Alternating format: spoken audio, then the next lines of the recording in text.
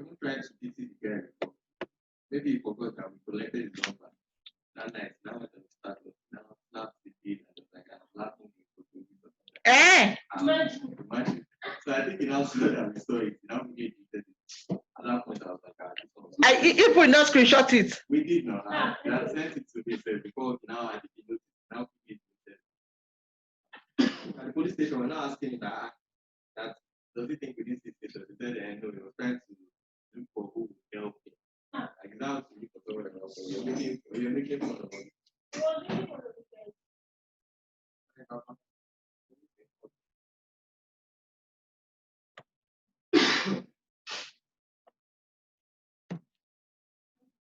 You can log in though. This webinar or stakeholder events earlier in the year. As a result of what has happened, the pandemic, the outbreak, we have had to reschedule to a more suitable time now. Anyways, I believe we all have one way or the other as a result of the coronavirus outbreak. Countries around the world have had to shut down their borders, temporarily reopen. While we've seen a number of us stay home longer than usual, a number of us haven't been to the offices in months. Children are mostly home these days, and of course, a face mask and sanitize of the political upheaval and uncertain quarters, it hasn't exactly been doom and gloom. There have been some good news.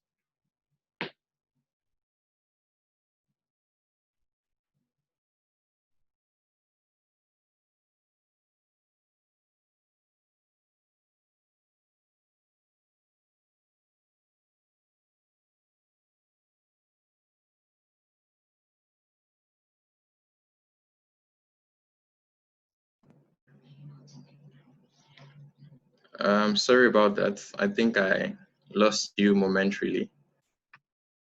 So yes, like I said, it hasn't exactly been all doom and gloom globally. There have actually been some good news in some quarters, and I think this just goes to show that where lies disaster, opportunities abound. I would like to run you through a few facts, just elucidating our current reality.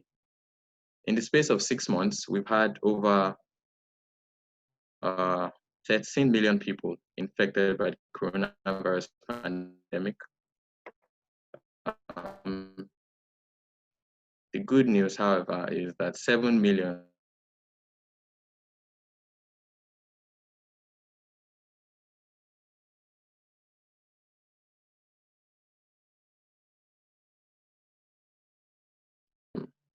even countries such as Hong Kong, which was lauded to have handled the pandemic. My Zoom just shut down.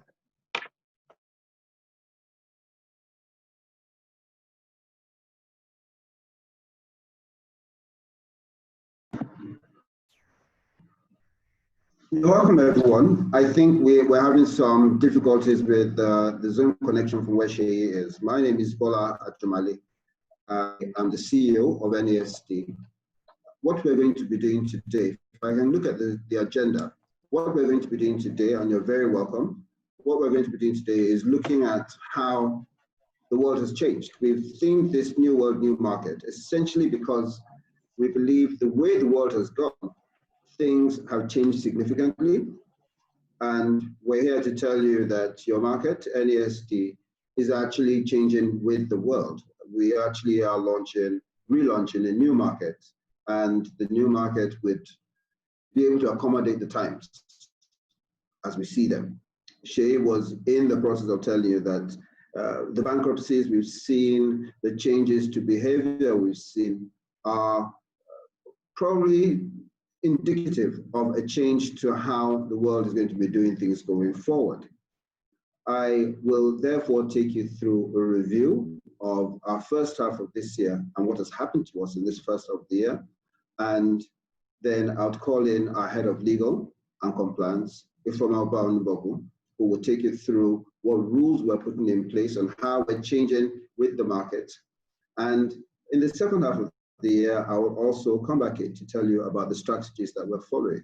We are very honored and very happy to have with us as a speaker and someone to give us some comments from the perspective of the traders and for the dealing houses, the chairman of the Association of Securities Dealing Houses of Nigeria, ASHON, Chief Patrick Eziogu. And with us here, we have received probably about 300 registrations.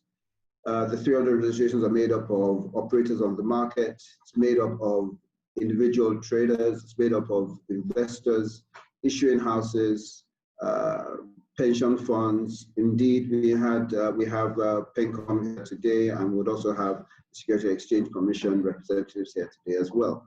So everyone, you're very, very welcome to this session, and I will quickly run through our sessions. Apologies for our glitch in transmission. These are part of the new normal that we deal with. We have can you just move on to the next slide, please? If I can look at the next slide, I would just like to go through what we have and how we see the world.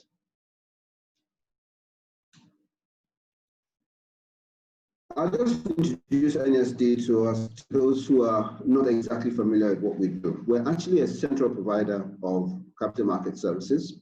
We provide liquidity and transparency on the market by enabling trades in public. We started off enabling trades in public securities. Indeed, our history is that we started off from an association of securities dealers, hence the name NASD. And as of now, we have grown into a full-fledged securities exchange and provide services, some of which I'll be taking you through as we go along. In 2020, the world changed. And The Economist is repeatedly saying that because of how the pandemic has gone, people have to change their behavior very quickly, and it's very critical in this part of the world, poorer countries, developing countries where there's little infrastructure. There's a great need for us to change how we do things, and as a result, NASD is responding to that very quickly as well. The changes have resulted in disruption. The way people go about observing sports now, it's gone online now, so there's a growth in esports. Delivery services have changed. Functions are now become remote. We've seen an increase in e-ceremonies. We've seen an increase in webinars, in e-trading, and everything is going remote in some form or another. Work from home has increased. Physical space management is going to change. There's been a change in how we consume data and how we consume normal telephony time. Obviously, there'll be changes to time and how we manage our time, changes to levels of efficiency. The jobs that are less physical will decentralize from the middle of the city where they normally are. So we used to have a financial center. As time goes on, that will actually decentralize. And as a result, the supply services and support services, we believe, will follow as well. Also, we think that consumer footfall will remain low. It will decline. It has declined or come to a standstill at the moment. But when it does come back, it will remain low, especially in the entertainment industry and in the leisure industry. So travel, or leisure activity that involves human maybe would probably reduce significantly and stay that way for some years to come. We believe that the future is remote, and we think that it's proven it, and we've seen it in the first half of this year. We actually had more activity in 2020 than we did in the whole of 2019. And some of the numbers that we'll be showing you would reflect that. We also have an opportunity to participate in more things. In previous stakeholder meetings, we'll probably have maybe 50 members or 50 participants in the meeting. Today's meeting, we have got registered over 3. In terms of our services and our value points, they will not change. We will remain providing liquidity, price discovery, and transparency for investors. You can use any of our over 100 participating institutions to, there's a consensus of pricing among 100 odd participating institutions. You can get liquidity for public securities. that are not trading on other, that are not quoted on any other markets. And we also have robust structures in place that will protect the investor, working also with the central securities clearing system. For issuers, we're expanding the services we have. But for issuers, you can raise capital on this market. We have trust services. You can build trust. We observe corporate governance and ensure that companies or monitor the level of governance in companies and look at the level of accountability that these companies have. We also ensure that there's a lot of visibility around the trading companies, and we have channels by which you can get visibility into the securities that are trading. Regarding our service points, these will expand, and there's a requirement for our service points to expand. Initially, we started off, as I said, with the trading of public securities. We are expanding into private securities. We have over time seen a couple of IPOs come into the market. We have seen quite a few rights issues come into the market as well. And we believe that as the market continues to move and as demand continues to grow, there will be an increase in rights issues and IPOs going forward. NASD is quite equipped and ready to deal with those. We are opening up a commercial paper line, and I'll be talking about that a bit further down the line. We will be opening a commercial paper line as well. Other things that we see happening are in the blockchain area and in crowdfunding area. So our services are expanding in all directions, both upwards towards the public companies and downwards towards the growth companies. In the growth companies, we have got the enterprise portal, and that continues to attract mid-level companies, fast growth companies that are seeking to raise capital from private equity.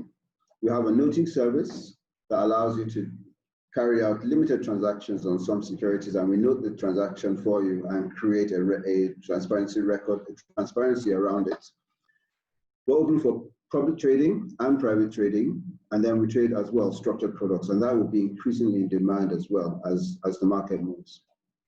In terms of our surveillance and monitoring, my colleague, the head of legal, would actually be coming in to tell you about what we're doing in the field of surveillance in terms of transaction monitoring as well as activity monitoring. So we'll continue to function as an all-encompassing over-the-counter market. And because we're an over-the-counter market as well, it gives us a flexibility to run various investment schemes, investment transactions, and enable your trade and your price discovery as well.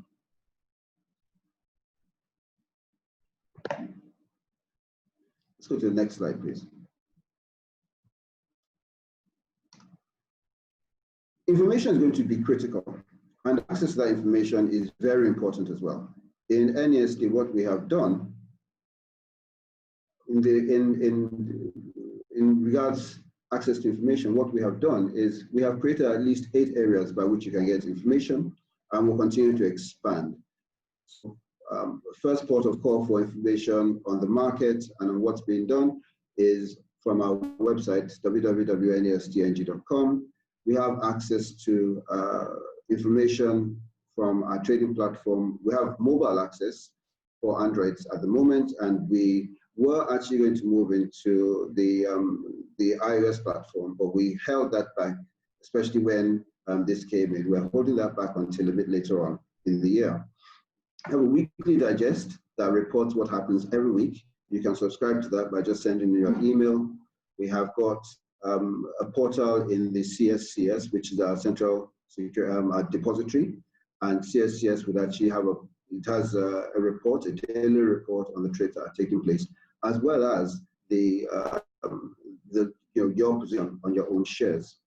We have a whistleblowing portal that's open to everyone, that's also available on our website. We have an online portal, and that's a new development. The online portal and the data portal are 2 very interesting areas that we have developed. For the online portal for issuers can actually go up there and upload their information. We have sent details of that to some of the issuers, and we're going to be sending it market-wide. So you can actually go in there and see detailed information about the issuer you're interested in. And for the online data repository, that's another portal that is available to participating institutions, and you can go back there and get a full history of information of the market going back to when the market first opened in 2013. Finally, we have daily market digests, and those are in some of the national dailies, and you can see the trades, outstanding bids and offers, and the structure of the market, or any new information on the market. It's available in the newspapers as well. So information is freely available, and if you have any suggestions, we'd be very happy to take your suggestions as to how you want to get information. The only thing we probably don't do is send SMSs to people about the market.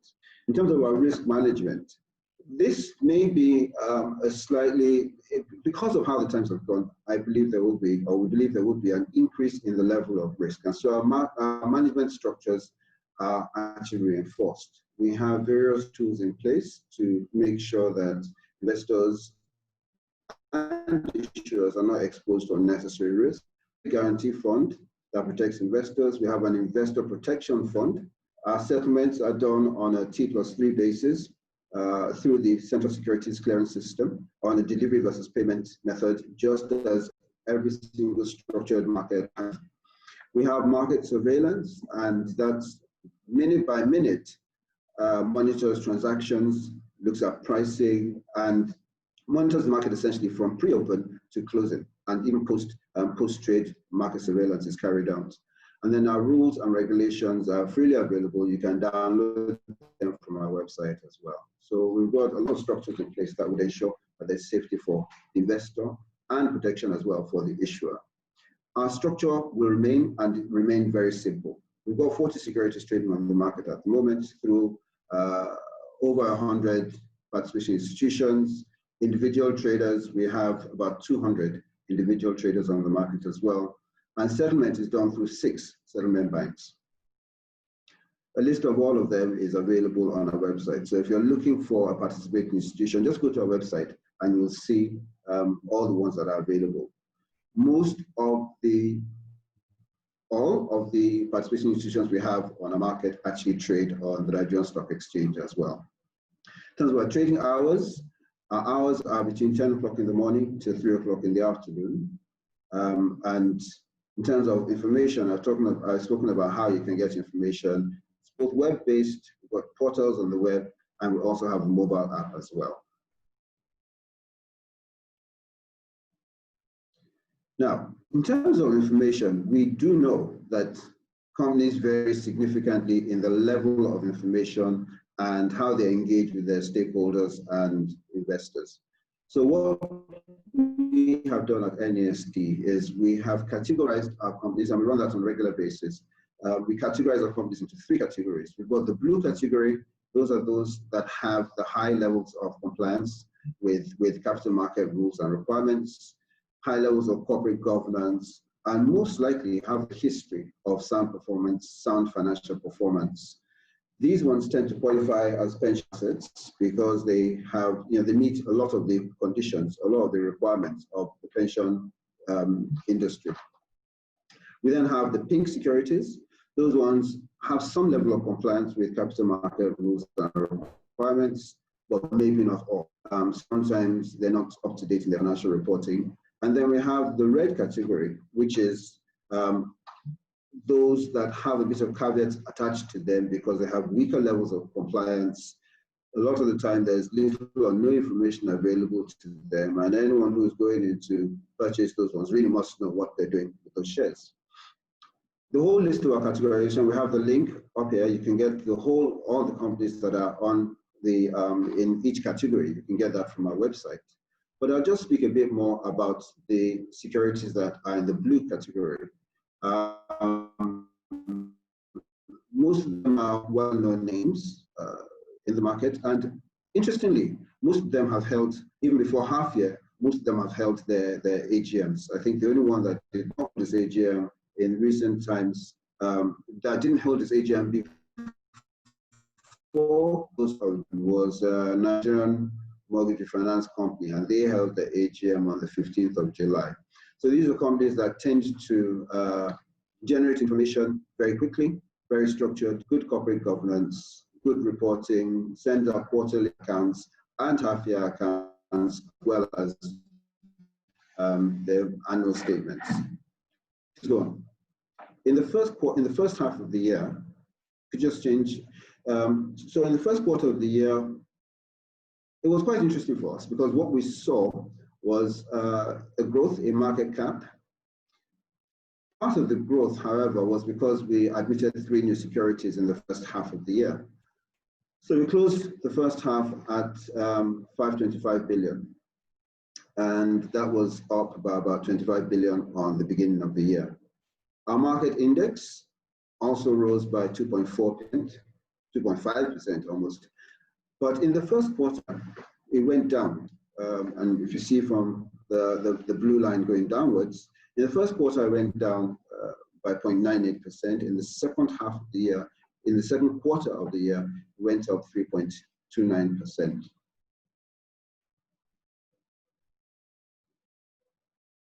The 3 securities that were added were Great Nigeria Insurance, VFD, and Nasd.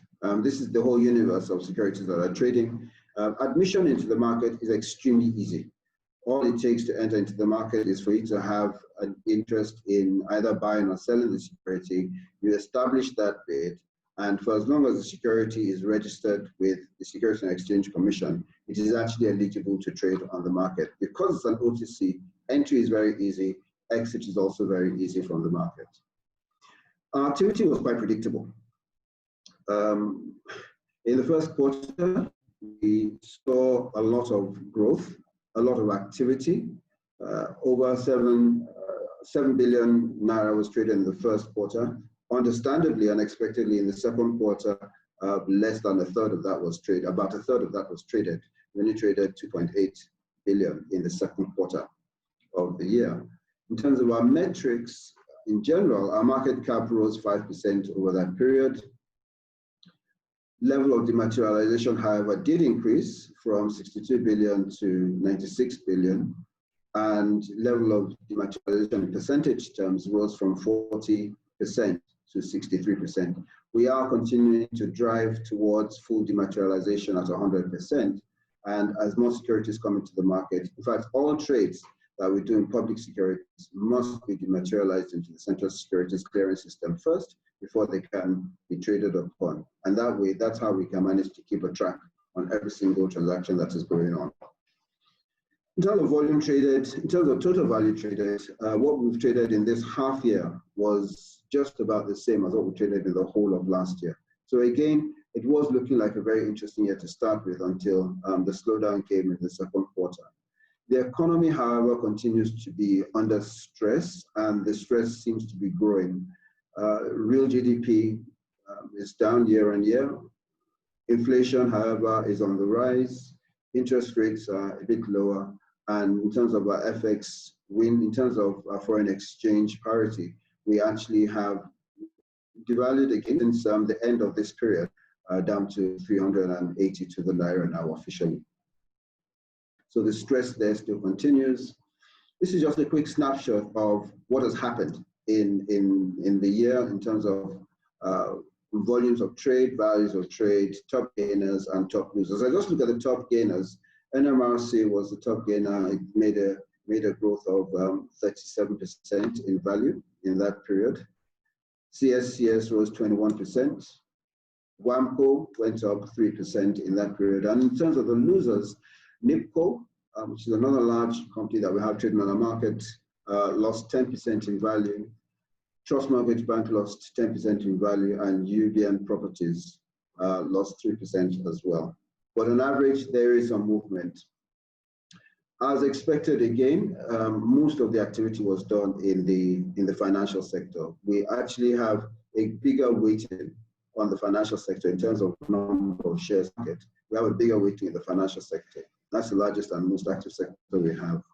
I will, before I go into the second half of the year, well, we're going into the second half of the year now, and I'd like to hand over to my colleague who would take you through the rules. At NASD, we believe that the rules are far more important in setting up a market than just starting without rules. So she will set the environment, and I'll tell you what is to come in this second half of the year. Okay, thank you, sir, for that update. So I'm just going to quickly run through our regulatory and compliance operations and how NASD has adapted to new developments currently facing the world today. In recognition of our new realities and in response, NASD has immediately rise to the short-term challenge by issuing regulatory reliefs and developing new and collaborative ways of working with our stakeholders. So one of the first things we did was to issue two circulars, 40 and 41, which basically issued regulatory relief and compliance guidance to our stakeholders. Some of the key matters that those circulars dealt with. So first, the deadlines for submission of Q1 quarterly returns and audited financial statements were extended from 31st March to 30th May. We also suspended the physical collection of regulatory returns and registration documents, and we suspended all physical surveillance activities during the period. Of course, we had to refocus our regulatory priorities by making the implementation of business continuity plans by market participants a form bona requirement. And so the next slide gives us a snapshot of the specific changes that have occurred to our regulatory requirements. So in terms of our regulatory submissions, you can see that before March 2020, we would usually accept physical submissions of returns to our office. But after March 2020, we then only accept online submission of returns. As the MD had alluded, we have a data portal which is now available for upload of regulatory returns. We shall be communicating the modalities for uploading regulatory filings and surveillance responses to PIs in due course. In terms of supervision, so before March 2020, we carried out physical inspection of our participating institutions at their offices to confirm compliance with our requirements. However, as it stands today, all supervisory activity, such as requests for information, transaction reviews, are now done electronically from our offsite desk. And so what happens is from time to time, we're going to be issuing checklists to PIs who are slated for inspection, and we're also going to be issuing inquiry forms. In terms of supervision, so I had earlier alluded to the fact that we have suspended all physical visits to firms. We now just carry on remote supervision.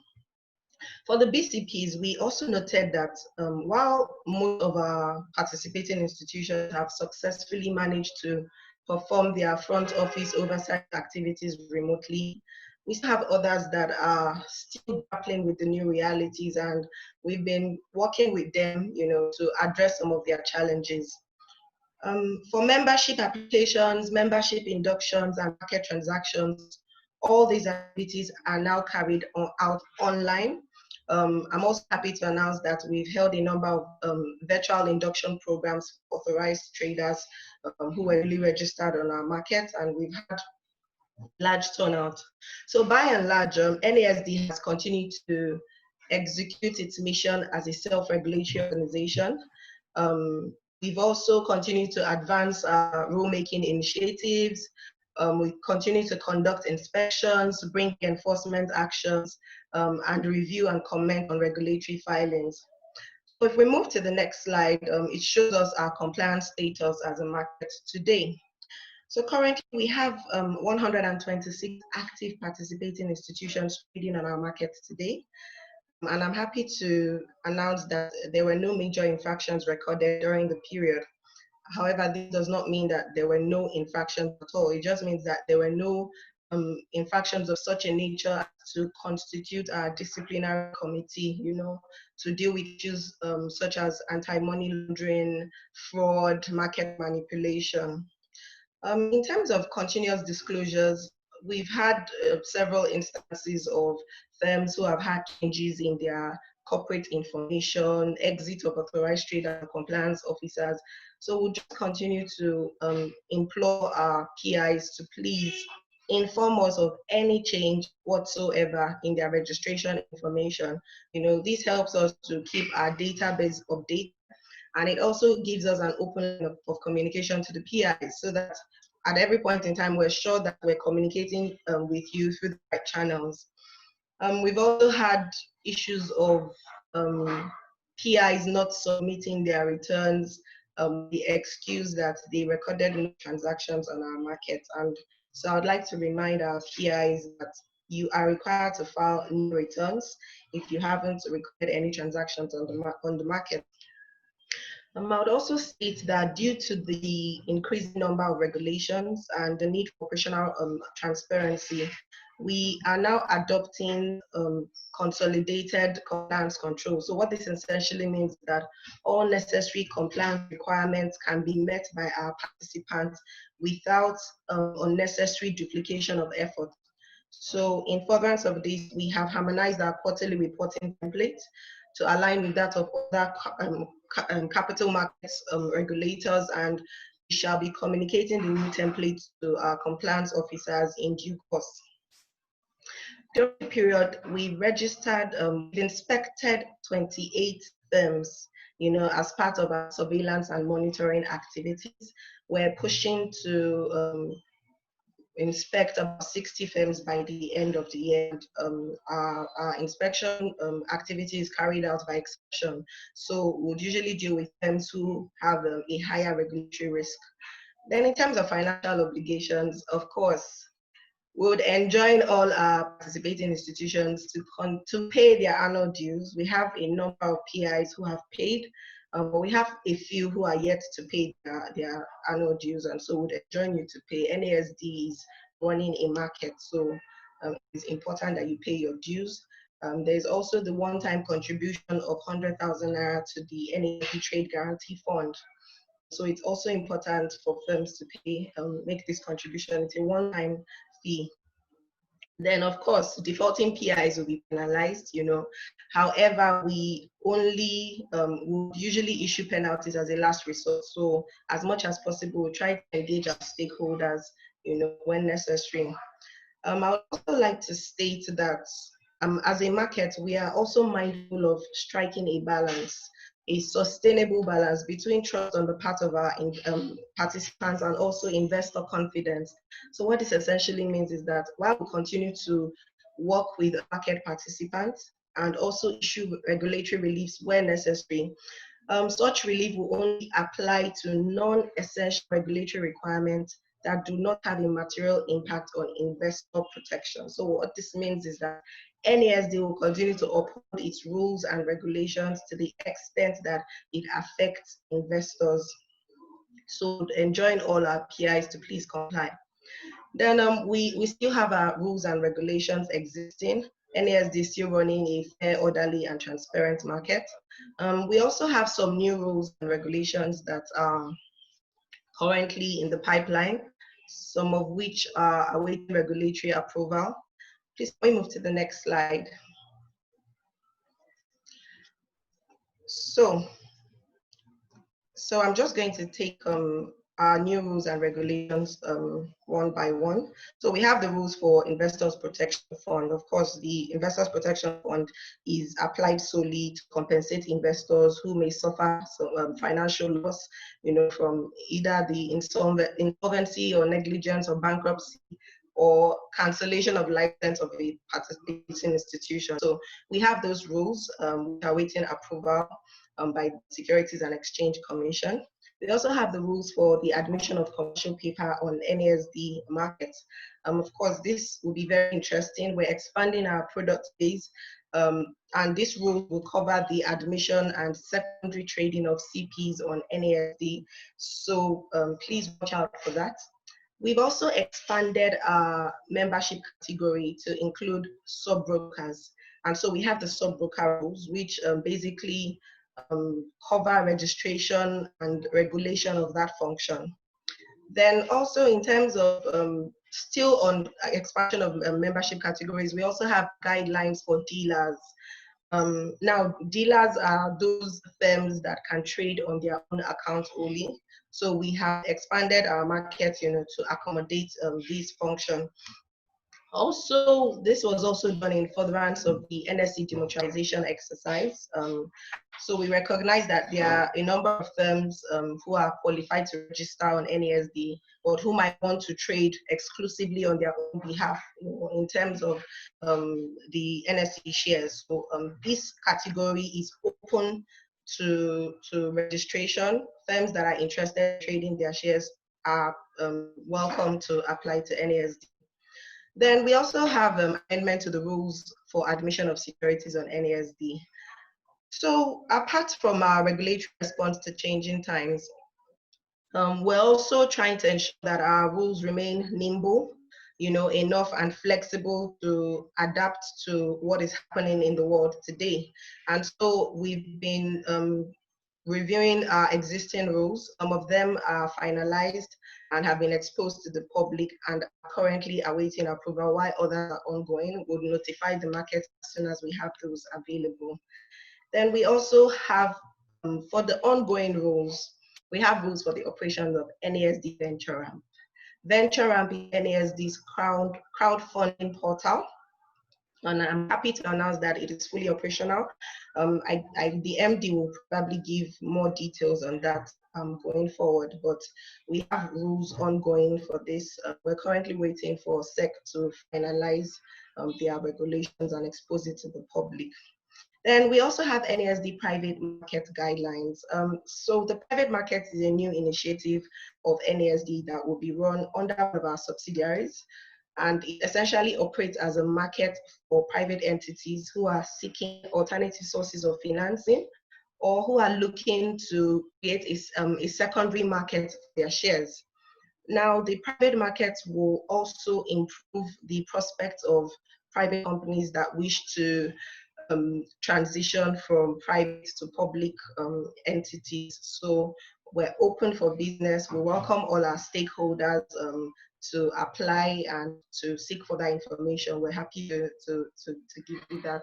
So I think I'll hand over to the MD now to go through the half-year results for 2020 and our outlook for the year. Thank you. Thank you very much, Ifeoma. So, as I mentioned earlier, we've set the rules and we've defined the space, and I'll just take you to some of the things that we're expecting to happen in the second half of this year, and what we will be bringing to you as our stakeholders. Could you just go back for a second? Initially, we started off with an OTC market, with a public market, and we launched that in 2013.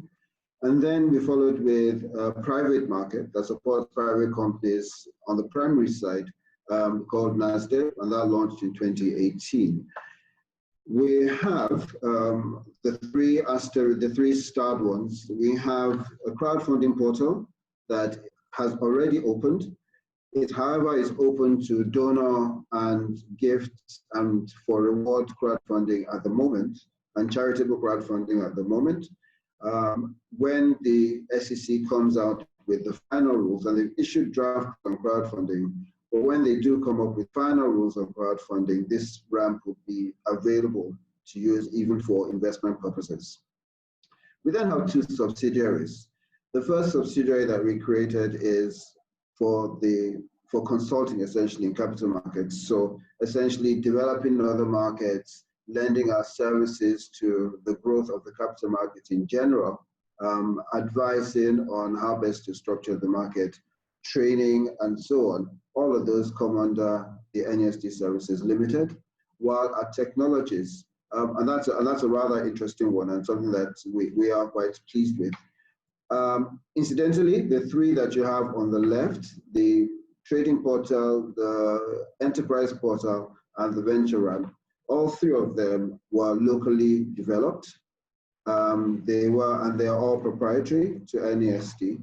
And as a result, it just makes sense that all our portals have been locally developed, and it just makes sense for us to have them under one hub. So everything to do with our technology and our technological advancement would be under NASD Technologies.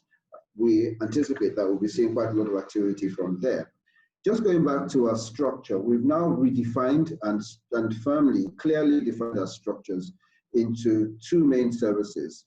First service is the primary market service. The second is the secondary market service. Under our primary market, we have the Nasd, which is our enterprise portal, and then we have the venture arm. Both of them are portals essentially geared towards you raising capital for your company. For the Nasd, it would apply, and this presentation will be made available. I don't want to go through the detail of every single line of it, but essentially under Nasd, they would cater more to the private equity, venture capital, and angel capital type investors. The investors in this market would be expected to be private and accredited investors. In other words, investors who are very clear on their objective, who want to take a stake in a business rather than just speculate on an investment instrument. We think we have already got some partners who are working with us on it, and we have lots of the term we have there as DDAs. We have due diligence advisors, and we have incubators who actually send us companies as well. It's self-regulated, and currently we have about 100 enterprises registered looking to raise capital. Our target is to have maybe 5,000 at any time, 5,000 enterprises raising capital on that portal. On the venture ramp side, which is also a primary market activity, that's more crowdfunding. And so we expect it to be open to both the public as well as to retail investors in small packets. And that would be towards either debt or equity. And it's only the issuer who will set a limit. It will cover the whole spectrum of investment instruments. I would say that the partners we have there would be the pay stacks, would be the trustees, would be the registrars. Those would be the kind of partners we'll be working with in that area. The details of both of these markets are available on our website, and should you have any further questions on them, you can easily get in touch with us through the various means that are available. Secondary market services, again, have been very clearly defined. We have the public side of the secondary market and we have the private side of the secondary market. So for the public side, that's trading the public securities that we see, the Fresno Campinas, Bluefields, CS shares, and so on. Those all trade on the public market. That's the market that we established in 2013, and it is open to public investors, retail investors. They are all SEC-registered securities. As I mentioned earlier, we check them to confirm whether they are complying with SEC rules or not. And the platform we use to trade them is our bilateral dealer trading system. All settlement goes through the normal market practices, which is a T+3, and cleared and settled through the Central Securities Clearing System and the 6 settlement banks that we have. Currently, we have between 40 and 41. And I say between 40 and 41 because securities can move in and out of the market depending on the level of depending on the transactions that are taking place.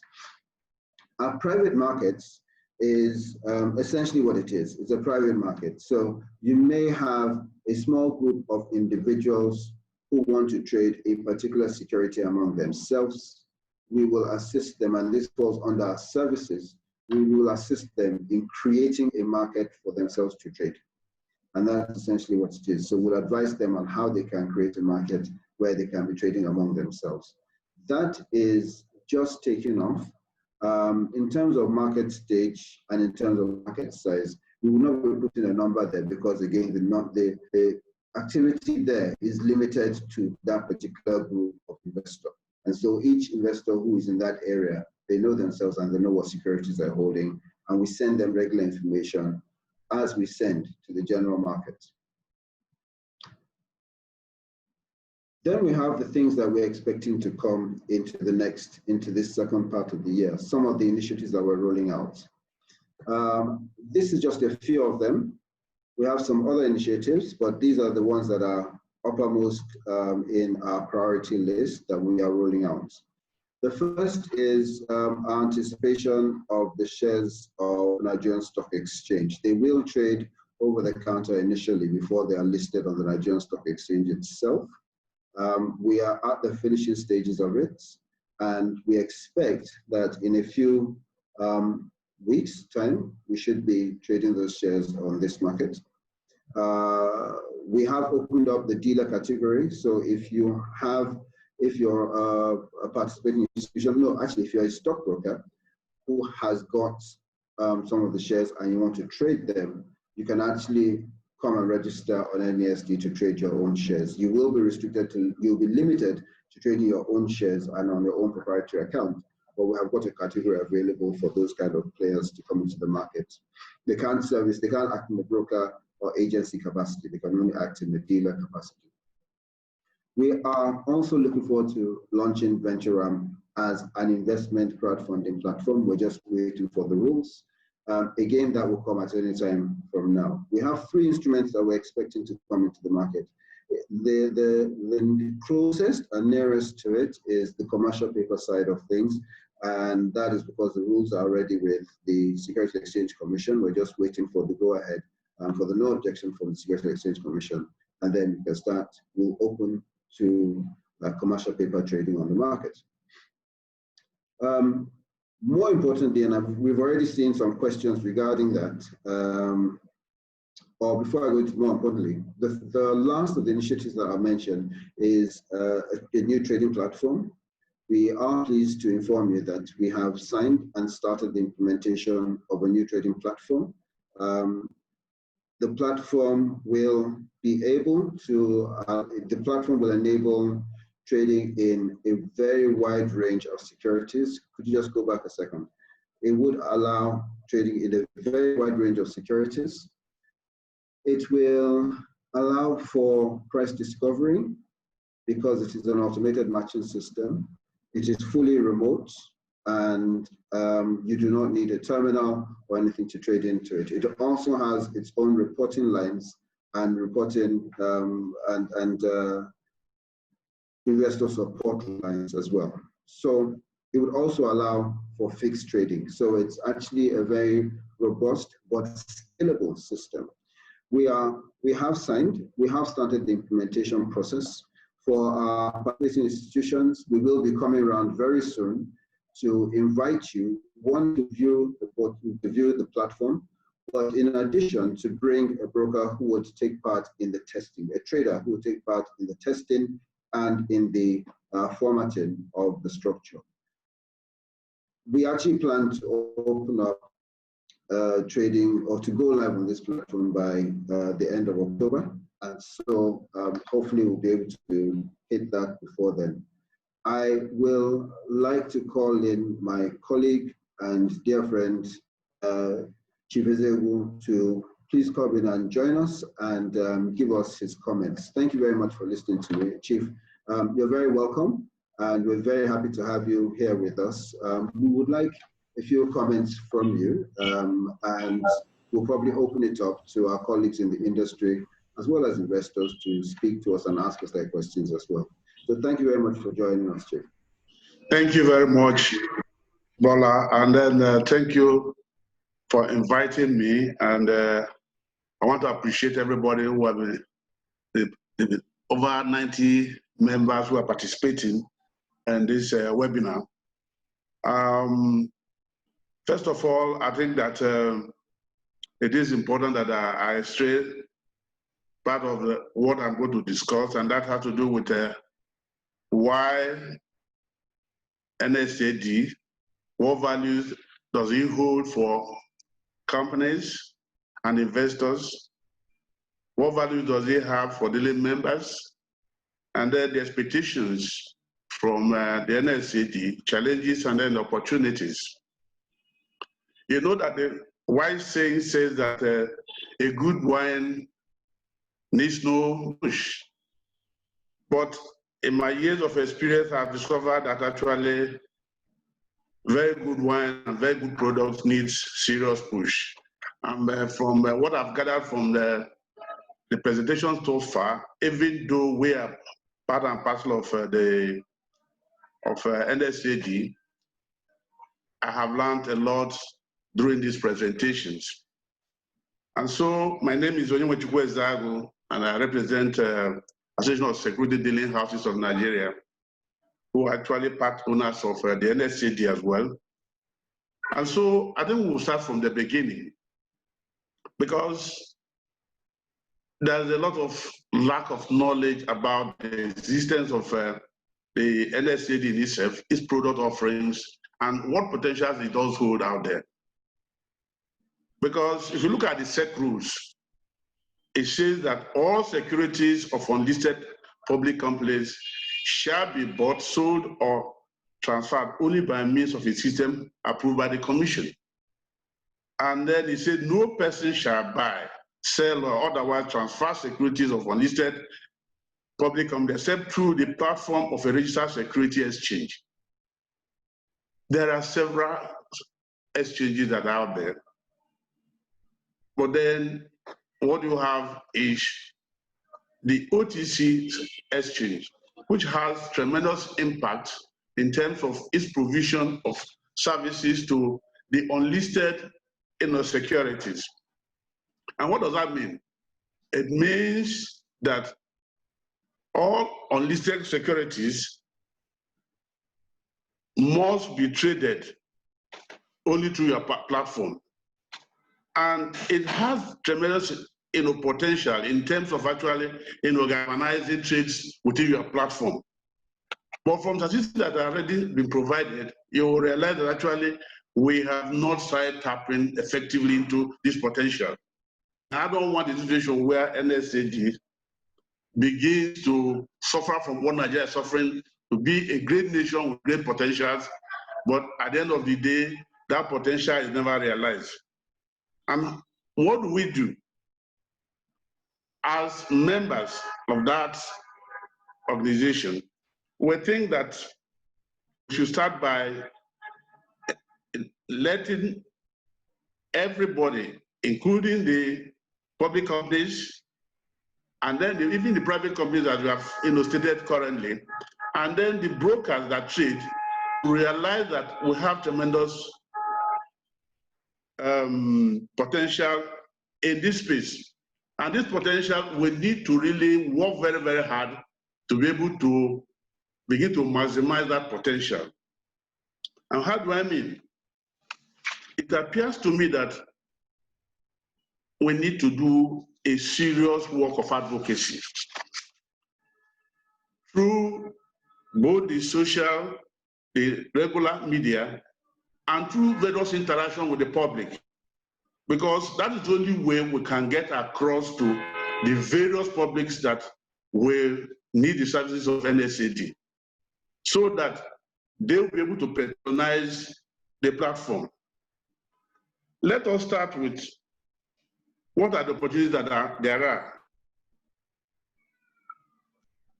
The opportunities that there are is the creation of awareness using all the media, which is social and traditional. The world is in the fourth industrial revolution, and it's driven by fintech.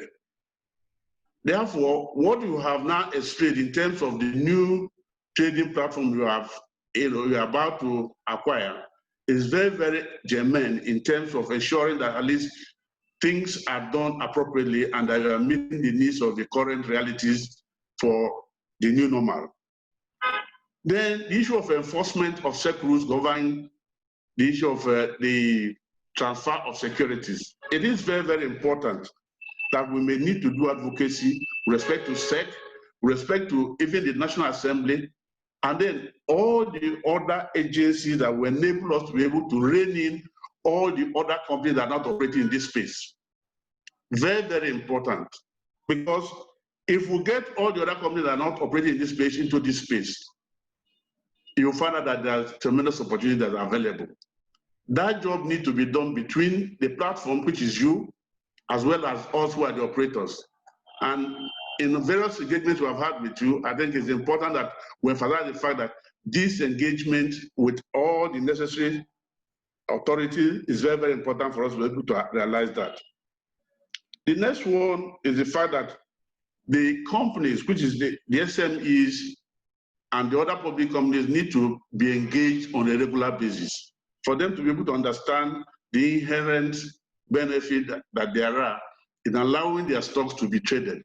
Because I tell you, the reason why an investor will invest in any instrument is for that he knows that at the point he wants to exit, that there is a firm opportunity for the person to be able to enter and exit seamlessly.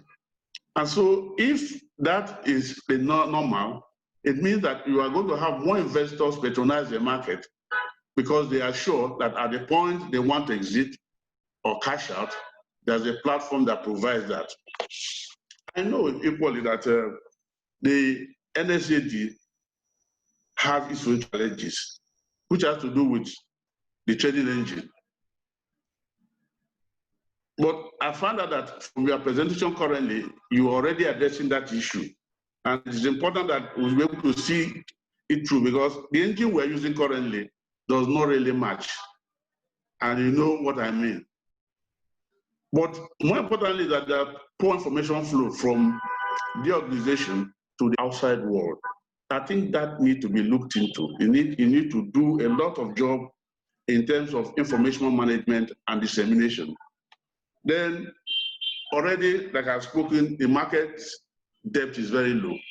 But I've advised as to what we need to do in order to deepen the market and ensure that people participate more in that market.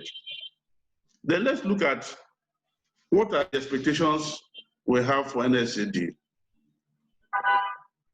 We are more concerned about how to engage with you so that more information will be able to come out from you. That your trading engine must be robust, and then the company must have interaction with all the various publics that it serves. That is the only way it is possible for you to be able to ensure that there's a seamless engagement with the people.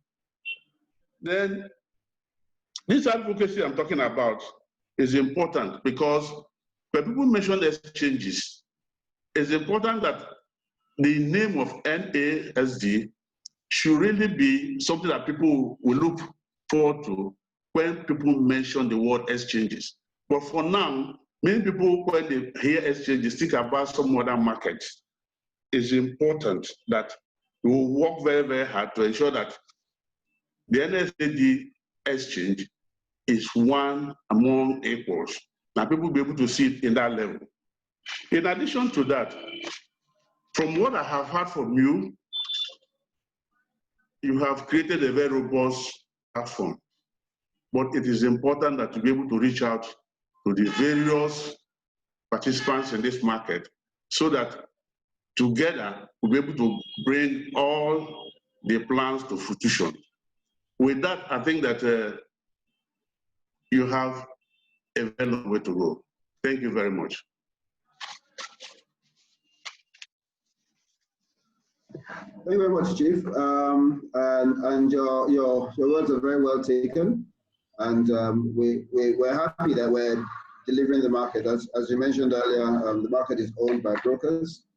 It is, as a result, a baby of the market, of the operators of the market. And so increased collaboration, increased working together clearly will make a very big difference.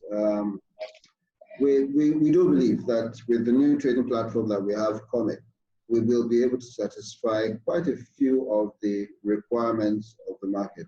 I think it would, however, be very important to also stress the fact that there are various styles of trading, there are various markets, and it might not, one market would have different conventions to the other. And so that flexibility as well would be required to successfully operate in different markets. There will be a lot of training that we'll be doing over the next couple of weeks. As I mentioned earlier, we're going to, once implementation gets into the second or third week, what we're going to be doing is inviting participants to come in. We'll be inviting them to contribute a member of staff or a trader, who then come into the system and start learning the system from the get-go. And so by the time we actually go live, we would have had registered operators who know the system well, who can operate on it. It will not be a replica in any way, and it's not designed to be a replica of what you have been used to. It will be a new learning, as I said, the world is changing. There are new instruments coming into the market as well. So all of these would be a learning effort from the operators of the market, but at the same time, it would be something that we can advance and move very quickly and roll out very quickly to everyone. I think, Shane, would you like to take us through the questions we have so we can get through them? This was scheduled for an hour, 30 minutes, if I'm right. So for the next 30 minutes, we'll just take the questions that come in. So thank you very much once again, Chief Ezeagu. Thank you very much, Mr. Bola Jamali. And thank you very much, Chief Patrick Ezeagu, and Ms. Ifoma as well, for taking us through the slides and presentation today. Quick housekeeping. I realize a few of our chats have been in form of questions. I would advise we input our questions in the question and answer box so I can take them and direct them appropriately to the presenter. So let's jump right into it. First, we have a question here about, okay, this is from Mr. Nasd. It says, it is good news to hear the elaborate diversification plan that we have. What are the criteria for onboarding an SME to raise funds? I believe this question might be talking about Nasd. So perhaps Mr. Jamali would be in a good position to take that question.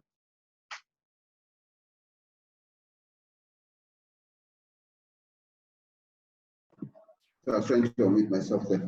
So in actual fact, it's not only for small and medium scale enterprises, it is for all enterprises, which is why it's called an enterprise portal. So we have, that's why it's called Nasd. So it's NASD Enterprise Portal. Now, what it requires and the approach we're taking is that there are some companies that are in their growth stage. They have raised first level and second level capital, family and friends, and so on. And they're now in the next stage of growth.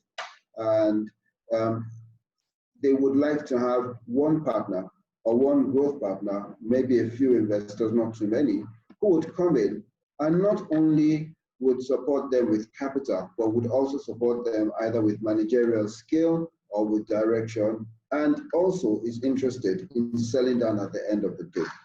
So that's the thinking behind that portal. Again, you may also have some very large established private companies that want to develop a new line or diversify into a new line, and they want only a few investors to come in. So again, that's the portal for them to come to. What it does is it would require the company to present itself, and I have a scheme that we have a map of the transaction. Maybe you should get in touch with us later on and we'll show you the map of the transactions. However, in a nutshell, what the company does is it presents itself to NASD. NASD would review whether it is, we require the company to be at least 2 years old and to have some kind of track of performance and some kind of, and a structured business plan or a very clear business plan. Once we can see that, we would try and introduce the company to a due diligence advisor, analyst, who would then look at the company and upload the information of that company onto the portal. The portal is made available to potential investors, and if there's an investor who likes that opportunity, they will get in touch with the company and reach an investment value. They will invest in, and from that point on, the marriage works, and we wish them good growth. As they grow, should that investor want to sell down, they can also bring those shares back into the portal for the next investor to come in. So that's what that portal is. So if you're interested in operating as a due diligence advisor, you can get in touch with us. We have the forms available for you to fill. And we have some requirements that you're SEC-registered as to run a role, and some other requirements that we have. If you're interested in coming in as an enterprise that wants to raise capital, again, the same thing applies. You can actually get in touch with us and we will match you to an advisor who will then take you through the stage of getting you uploaded and getting you invested in as well. So by all means, please get in touch with us. Thank you very much, Mr. Jomali. I think you've done justice to that question. In the event that you have any other questions relating to Nasd, kindly input that in the question and answer box. I'm having to look into the chat box now because I think this question is meant for the Q&A box, but I will take it anyways because I think it's interesting to inform the public. This is from Mr. Kamaruddin. I think he means to ask a question, but what he says here is, I think we need to improve in the area of price discovery and transaction matching. Current matching system is not efficient. So I would direct that to Mr. Jomali again. I know you spoke to this earlier. Perhaps you should, provide some more information. And I'll give you a quick update. Or no, I'll give you my understanding and our approach. Our approach is one of scaling up and not weighing down or not overweighting on technology without the transactions to follow. We believe our market has reached the stage of maturity and growth to be able to sustain a large trading engine now. We had in the past started off with a robust trading engine and the transactions did not come. And as a result, the trading engine was, it weighed us down a bit. We then went into a proprietary trading engine, and that's what we have used for the last 3 years. And obviously, it has allowed us to see where the deficiencies are and what we would like to see improved. And what I announced earlier today is it is a significant watershed for us, and it's a significant change to our direction and to our operations. The system would allow, is fixed enabled.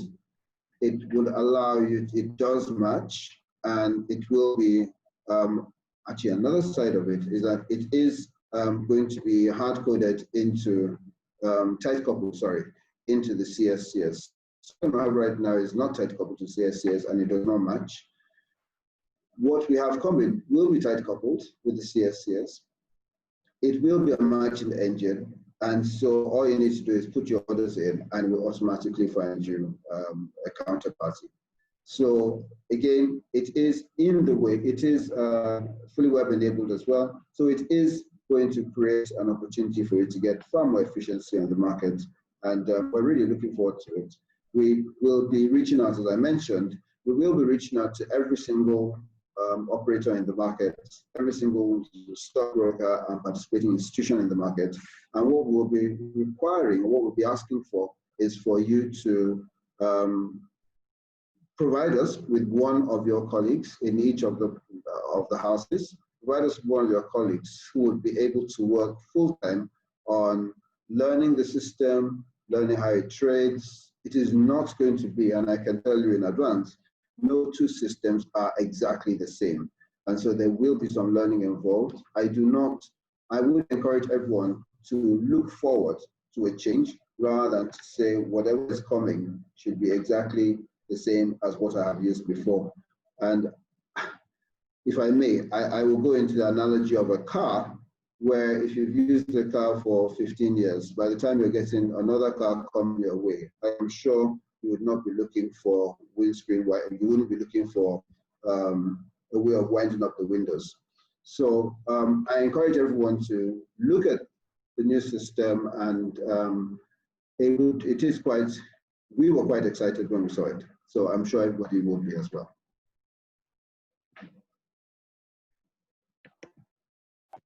Thank you once again, Mr. Bola Jomali. Just before you settle in and relax, I think this next question you would also have to speak to. This is from Mr. Ernest. He says, and I think this is speaking to the NASD categorization. On NASD pink and red, what is the exchange doing to enforce compliance?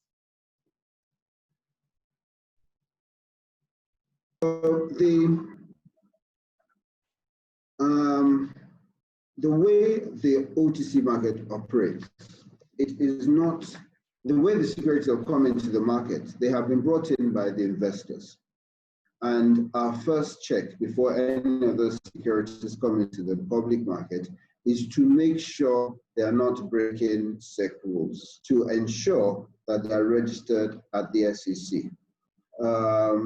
The company, however, is not obliged. We have two means of entry into the market. It is either an admission of the company, which is a full listing, as you have it, or by admission of a security, which is an introduction by the individual shareholder. Where an individual shareholder has brought in the shares of a company, we do not have authority over the company's information. What we have and where our value point is encouraging responsible behavior from the brokers and traders who are operating on those shares. And that is where our value point is, in ensuring that they try and reach some kind of, they do what they say they will do for their investors. So our obligation and our direction is not so much on expressing regulatory control over the issuers, it is more on looking at the traders. That control is firmly in the hands of the Securities and Exchange Commission that monitors compliance with the Investments and Securities Act. What NASD does is it assesses companies that have complied and issues a categorization rating on that. And then we highlight that to the SEC and we say, SEC, these companies have complied with the requirements and we're putting them in the blue category. These companies have not complied and we're putting them, they have not fully complied, so we're putting them in the pink category. And these ones, are very far from compliance and we're putting them in the red category for your notice and for your action. That's as far as we can go in terms of our empowerment. We encourage the shareholders as well to also get in touch with the company. If the shareholders who vote in and to determine who is on the board, if they cannot control the company, then it is very, very difficult for an OTC market to do that. So we don't actually aspire to do, we don't do more than we're empowered to do. What we are empowered to do is to report on levels of compliance. Unless, of course, the company has agreed and signs that they will comply with our rules. Thank you once again, Mr. Ajomale. Very quickly, I think this question is probably best suited for Ms. Ubaunubogo. The question is from Mr. Abolade. It says, please, what is the risk management policy? So I think that's probably relating to our operations, perhaps the OTC platform. So it says, please, what is the risk management policy? Ms. Ifoma, are you with us?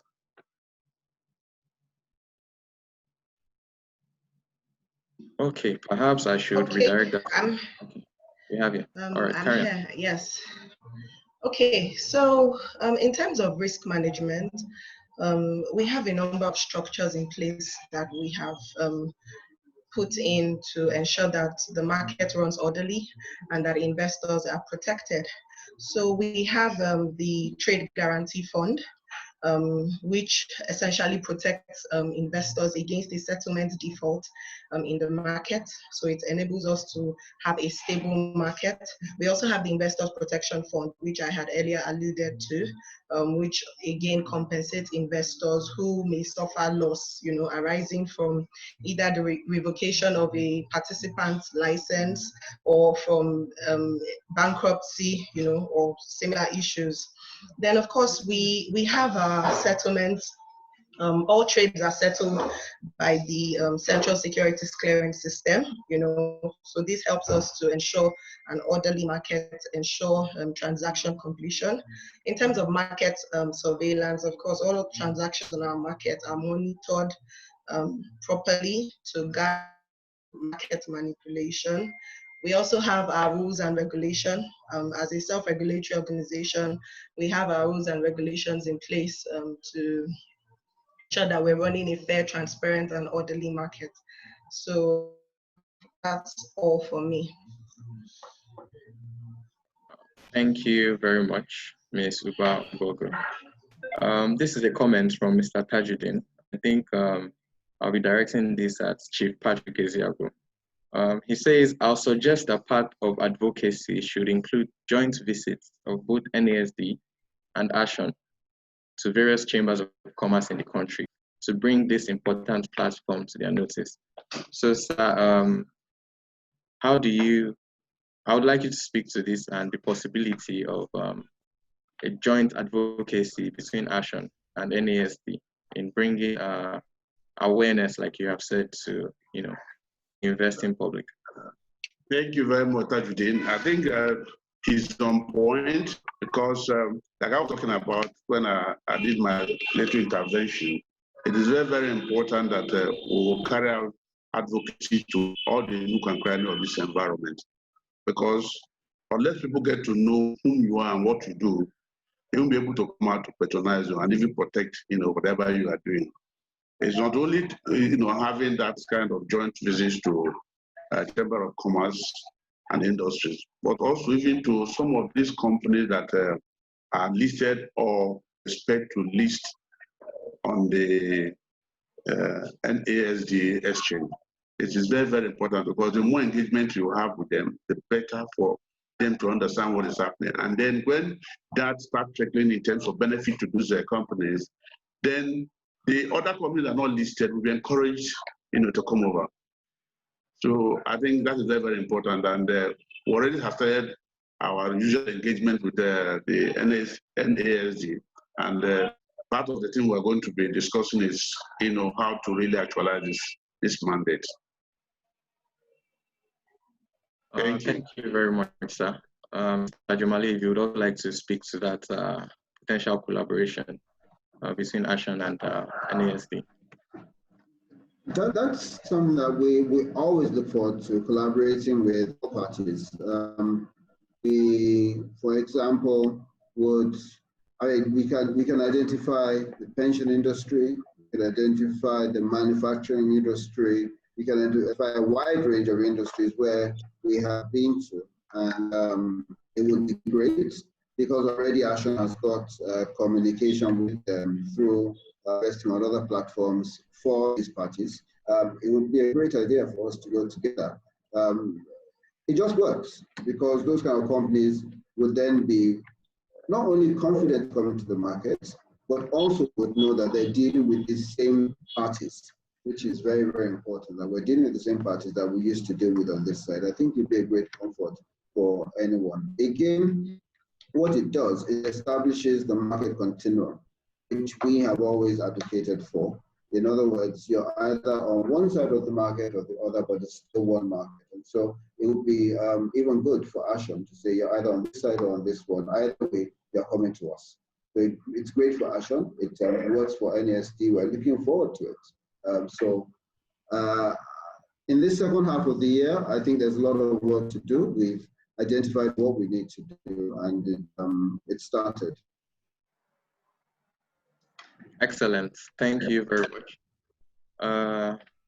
I'll move on very quickly to the questions. We have Olupumi. I think this is an operational question, so I'd probably have to direct to Mr. Jumali. It says, when a company is delisted on NSE, the Nigerian Stock Exchange, that is, the shares are removed from the CSCS statements, but we don't have those shares automatically credited to the CSCS NASD statements. How can NASD support in making this seamless? Well, it's quite right that when shares are delisted from the NSE, they are not automatically put into NASD. By delisting, delisting implies they have not met with a particular standard, and as a result, they are removed from where they are. Many of the shares we have on NASD meet those standards and have remained on the NASD market, and the ones that have failed on the Nigerian Stock Exchange are not automatic qualifiers to come into NASD. So it is quite right that when companies have failed out of the Nigerian Stock Exchange, they are not automatically brought into NASD. There must be a requirement for them to come into NASD, and they need to meet a particular standard to come into NASD. For example, again, if the company voluntarily leaves the NSC, again, it will take an individual investor in that company to bring it into NASD. We would not automatically be a catcher for securities that are delisted on the Nigerian Stock Exchange. In fact, we discourage it. What we do encourage is to expand the scope of the market with companies, one, that are growing, two, that are doing well, and three, are willing to comply with the requirements of the SEC. That's what we try and encourage, not companies that have failed on the Nigerian Stock Exchange. So it is not automatic that you fail out of the Nigerian Stock Exchange and you come to NSC, no. If, however, your distribution of shares falls below the minimum float of 20%, and you want to delist voluntarily from the Nigerian Stock Exchange, if one of your investors decides to bring the shares of that company into NASD, then they're welcome. So an example is Kappa and Dabato. Some individuals bought their shares in when the company delisted from the Nigerian Stock Exchange. Recently, one of the new acquisitions we had onto NASD was Newrest, ASL Newrest, and that was established by bid. So there is a continuum for companies that are doing well, that have changed structure, but there isn't an automatic transference. And I'm deliberately avoiding a particular word, but there is an automatic transference of companies that have failed out of one market to be placed in another one. Not really, no. So it's quite right that it would not automatically, by CSS, be loaded into NASD. No.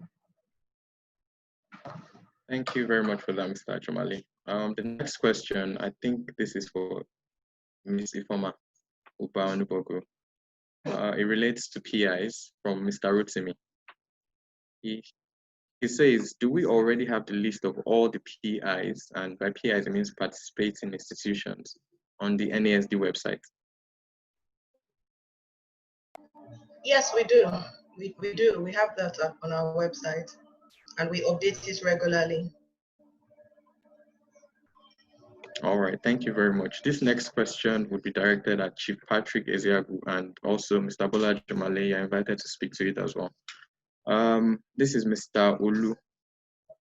He says, my concern is there is a likelihood for a global recession post-COVID-19, which will also impact the Nigerian economy. Now for Mr. Jomale, what plans does NASD have in place to instill confidence in the markets, as well as hedge against the recession? And for Chief Patrick Ezeagu, what plans does Ashon have in place to instill confidence amongst its members, and also the impact of a recession? I can take that again if you would like me to. Did you get that? One was to instill confidence, right? Yes. And the second was to do what? Hedge against the recession. So for NASD, what plans do you have in place to instill confidence in the market in the event, of a recession, COVID-19, as well as hedge against the recession? And for Chief Patrick, what are your plans to instill confidence in your members, that is the members of Ashon, and also, how to buffer against the impact of a recession? So Mr. Jomale, you can go first. So I would say, my understanding of markets and where we are as NASD is that we are barometers of economic activity. When the economy is rising and growing, you will see more investment activity into companies. And when economies are crashing, for as long as other economies or other investment opportunities are not there, the investments would stay. But if there are better investment opportunities, you will see a sell down from that market. That is how markets flow. Now, if a market is efficient in reflecting economic activity and in reflecting confidence, it will show in some of the numbers, but I do not believe that markets are drivers of economic activity or drivers of confidence. They are reflections of levels of confidence rather than drivers. Therefore, how do we instill confidence? It is not for us to instill confidence. It is the economy that will instill confidence. It is circumstance that will instill confidence. What NASD does and what we will do by showing our index, our trade numbers, and matching that and comparing that to the economy, you will see whether the sentiment in the economy is up or the sentiment is down. So we are not the ones who instill confidence. The second side of hedging against recession, again, we do not do. If there is a recession, the recession will be reflected on the markets. We are not independent of the economy. We are part of the economy. In fact, we reflect economic activity. What we, however, will do, and what our function is, what's required of us, is that should there be an opportunity for growth, we should be able to assist that entity that wants to grow. We should be able to assist them in mobilizing capital. We should be able to assist investors in finding opportunities and highlighting opportunities. We should be able to make available to investors the opportunity for them to assess risk in the opportunities that are available and presented to them. We should be able as well to put structures in place that limit unnecessary and systemic risk as well. And so those are the things that we do. We cannot hedge against a recession. A recession will come as a result of economic policy, government direction, infrastructure, and so many other things that have been put in place. That's what we cause a recession, or will hedge against the recession. Thank you very much, Mr. Jomale. I will hand over now to Chief Patrick. I believe I could repeat the question, sir, if you want me to. It's from Mr. Olu. Or you have it? No, go ahead. All right. So, Mr. Olu again.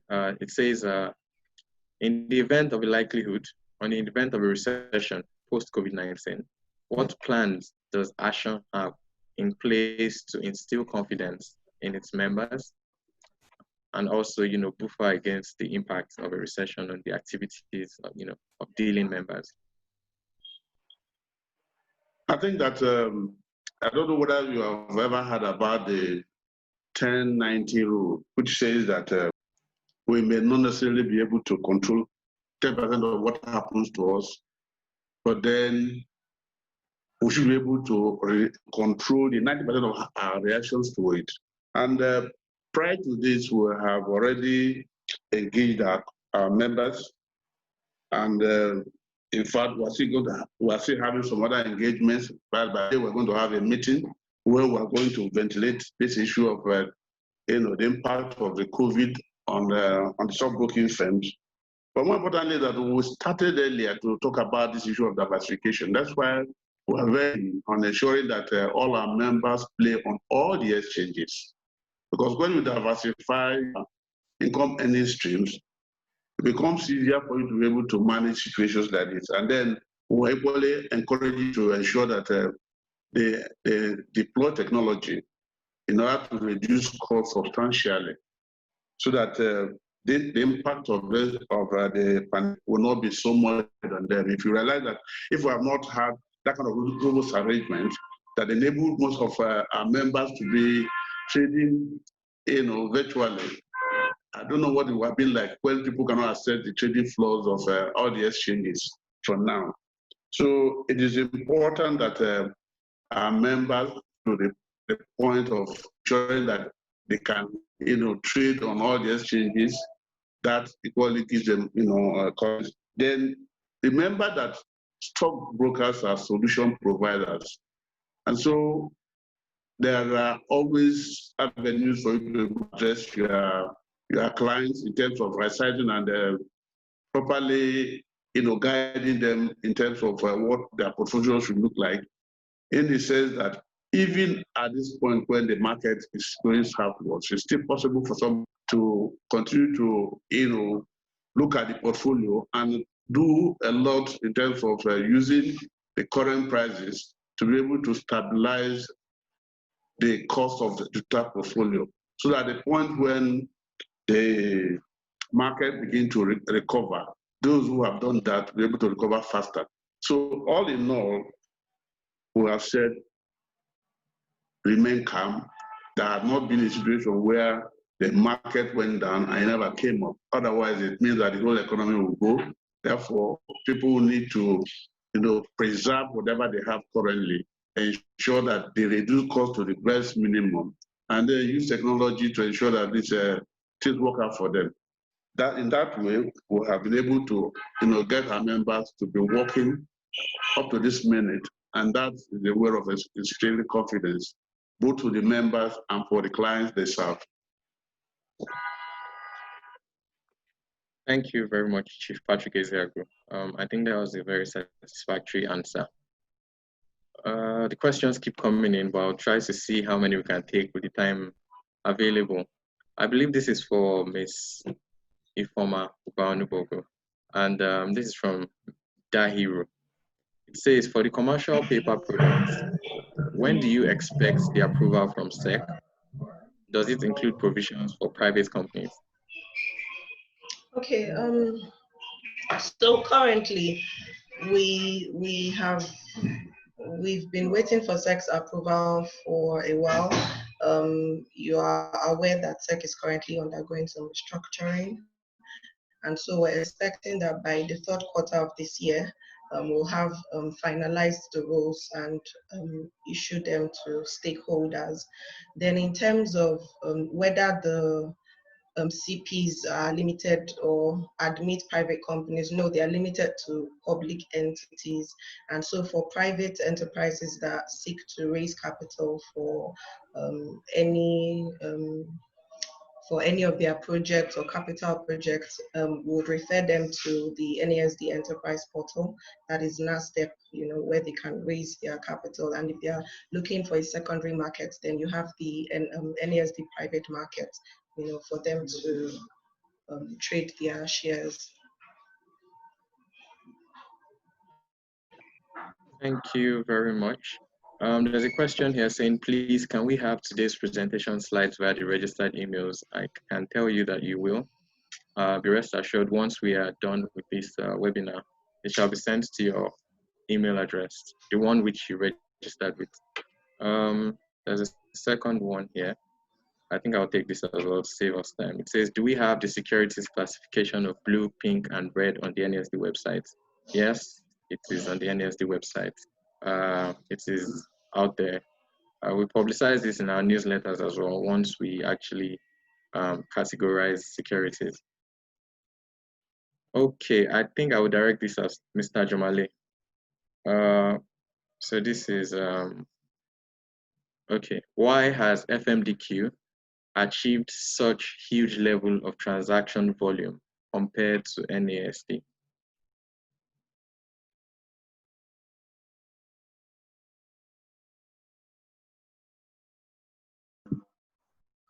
Markets differ, and they differ in products, ownership, focus, clients. In every single way, markets differ. Everywhere in the world, the debt market tends to be larger than the equity market. I don't think there's anywhere in the world where you'll see a larger equity market. Any economy will see a larger equity market than a debt market. It tends to be the other way around. The ownership of the market you mentioned, I think, is mainly made up of bankers.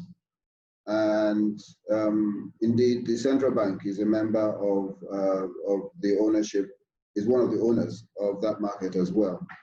Now, as a result, and if you recall, and who asked this question? I think the person put themselves as anonymous. Is that correct? So it's a possibility that this is FMDQ asking the question. Correct, sir. So for anonymous, you will recall that there was a phase in Nigeria's history where the federal government was issuing quite a lot of paper at 18%, possibly 19%, and that cannot be competed with any kind of formal risk-taking enterprise. So you got risk-free paper being issued at 18, 19%. What it meant was any entrepreneur should shut down their business, go and buy the paper, and they are assured of an 18% return. That gives an instant to the market, considering the fact that also the issuer of that paper is also was the chairman or still is the chairman of that market, then you would see an automatic flow of transactions into that end of the business, coupled with the fact that you still have an extremely large and growing pension industry that had a preference for the purchase of risk-free paper.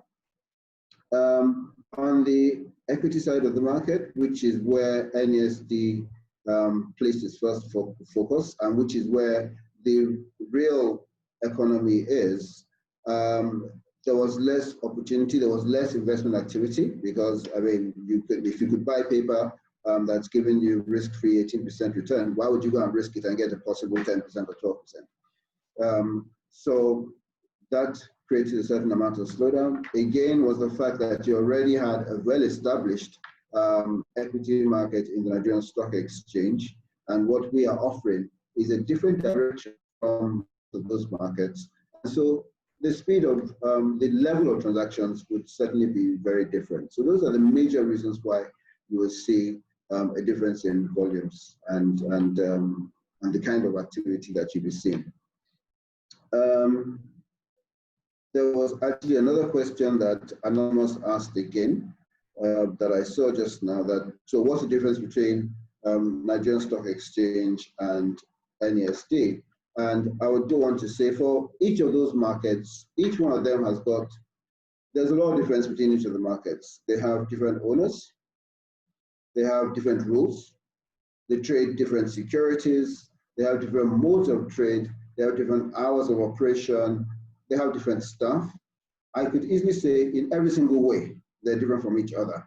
There may be similarities only in that they are all catering to investors, and the other similarity is that sometimes they may have the same operators working in each of those markets. But apart from that, there is a difference between each of the markets in every single way. The ownership of the Nigerian Stock Exchange is very different from the ownership of NASD. The rules, as I said, the practices are different, the ages are different. So in every single way, they're very different from each other. Thank you very much, Mr. Jamali. And I think Anonymous also responded saying, no, he or she is not an FMDQ insider.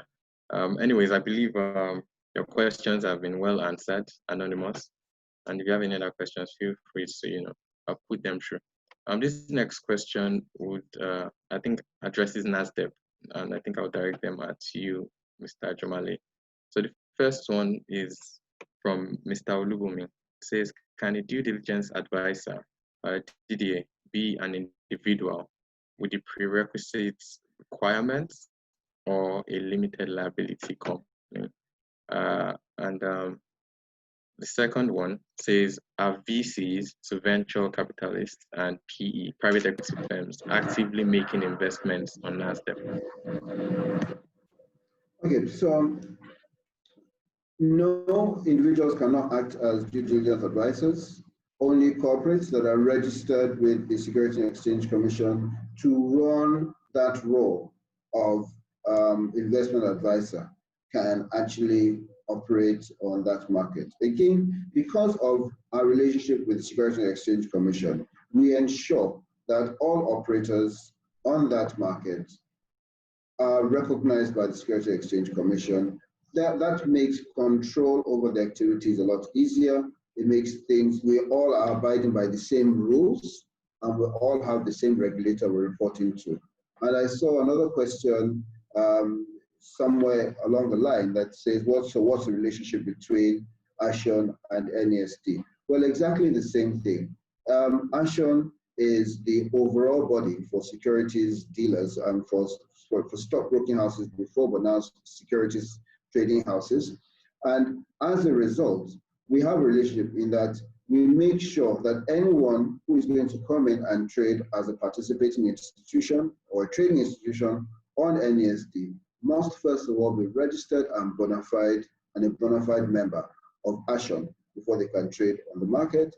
The same thing applies with all operators. They must be registered and current with the Securities and Exchange Commission before they can come into the market. So that's why we don't allow individuals to come in as due diligence advisors. Our venture capitalists coming into the Nasd side, we actually do have a couple.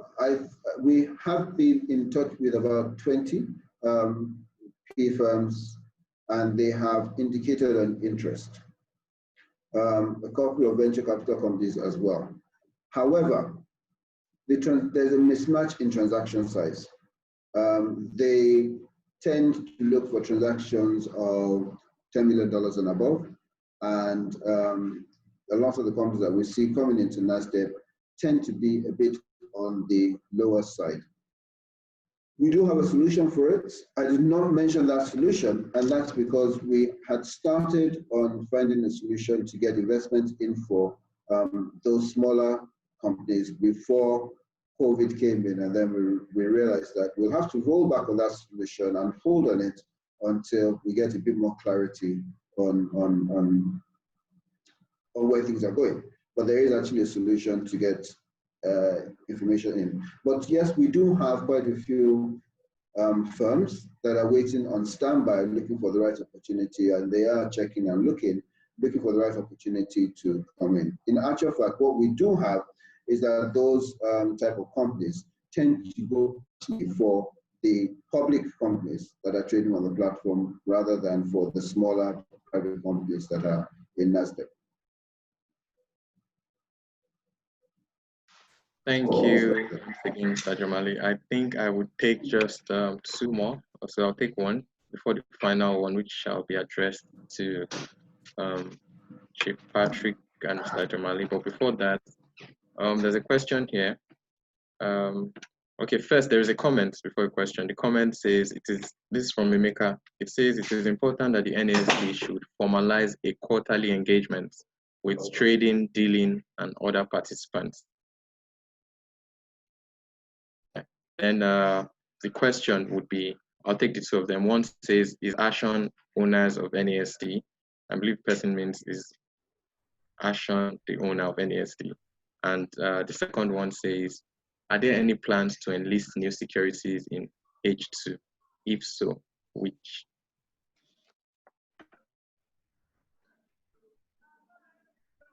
So that's, okay, carry on. So ASHON is a shareholder in NASD. ASHON members trade on the operators who operate on NASD. NASD, however, is a public company, and NASD shares are available for trade on NASD OTC Securities Exchange. So you can actually buy the shares of NASD PLC or sell the shares of NASD PLC on NASD itself. ASHON is a shareholder. We have over 100 shareholders in NASD. It so happens, because of the origins of NASD, a lot of the shareholders are actually capital market operators, but we also have individual shareholders in NASD. We have general investors as shareholders in NASD. So that's it's open for purchase and sale. The second question, I unfortunately didn't write that down. What was the second question? You're muted, Jay. You're muted. The second question says, are there any plans to enlist new securities in H2? And if so, which? We are, okay. I mentioned one, which is the Nigerian Stock Exchange, and that would be a very significant entry into the market. Again, I think the question is to list. The terminology we use, again, where the differences lie, the terminologies we use on NASD is admit, because we admit securities to trade, we do not list them. So we're looking forward to admitting the shares of Nigerian Stock Exchange. We are looking forward to admitting quite a few other securities to come into the market. The beauty of the NASD is that shares can come into and out of the market very, very easily. Entry and exit is very easy into this market. We are really a market that allows for transparency, for trading, for exchange of shares between individual investors in an orderly fashion. So that's really our purpose. And so we anticipate, from what I know, we anticipate about 5 securities coming into trade on the market over the next couple of months. A lot will depend on the activity of the investors as opposed to them being hardwired to come in and list on the market. So it's a different process. I'm anticipating about 5 new securities to come into trade on that market. Yes.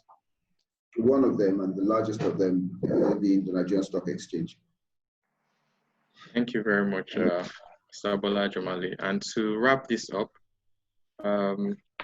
this is for Chief Patrick Ezeagu. We are now in H2 2020. How do you see Ashon and its members performing in light of our current realities, the pandemic, and how do you see Ashon and its members performing, and do you have any specific plans to weather the storm?